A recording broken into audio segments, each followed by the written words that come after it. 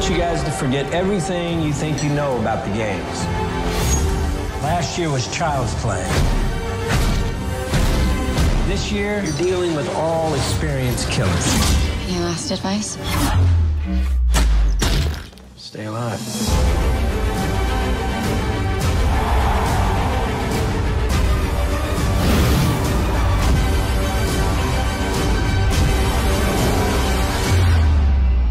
Welcome back to Kermode Uncut. If you've been to the cinema recently, there's a very good chance that you're one of the many people that have gone to see The Hunger Games Catching Fire, the second in the Hunger Games series. And I really like the film. I like the first one very much. I think it owed an unacknowledged debt to Battle Royale. That's a comparison that many people have made. I think as far as the second one's concerned, Catching Fire, it's much closer to Norman Jewison's brilliant 70s dystopian future fantasy Rollerball. That was a film about gladiatorial games that were being used to oppress the masses, and that idea recurs very strongly in Catching Fire. It's very well designed, Catching Fire. It's got a terrific central performance by Jennifer Lawrence. I remember seeing her just a few years ago in Winter's Bone and thinking, wow, she's great, and how brilliant that she's fronting this franchise and doing such a good job. So I like Hunger Games Catching Fire, despite the fact that it's pretty long. It's, you know, they've done pretty much every page of the book is in there.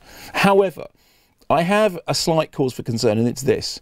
There's one more Hunger Games book, which is Mockingjay. And the people who've read the Hunger Games novels quite often say, well, you know, of all of them, Mockingjay's the hardest one to like. Some people say it's very, very bleak. Some people say it's very, very difficult. Some people say it's a little bit boring.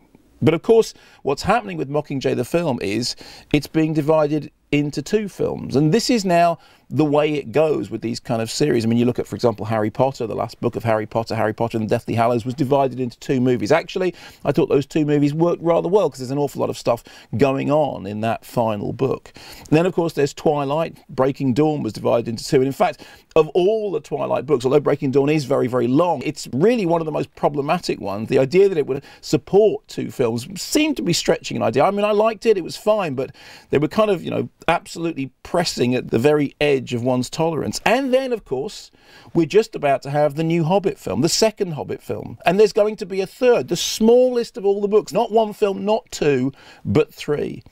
And this troubles me slightly, because one of the things about great adaptations of books is the way in which you condense the material. I mean, you look, for example, at the 1970s adaptation of The Great Gatsby. Most of the text is actually in there on the screen, but it's a very slim book. It's a very, very slim volume. The little things left out, but not very much.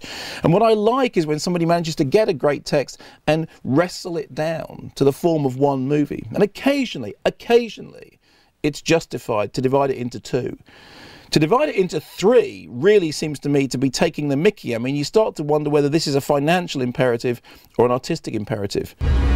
So what do you think? Have you read the Hunger Games trilogy? Have you seen the movies? Do you think the movies are good screen adaptations of the books? And what do you think about turning Mockingjay into two films? Have you read the book? Do you think it's actually the best of all of them? It's the one that's most worthy to be expanded in terms of screen time? Or do you think, as I do, that there really is a skill, an art, a benefit in taking a book and compressing it for the screen rather than expanding it? Remember who the real enemy is.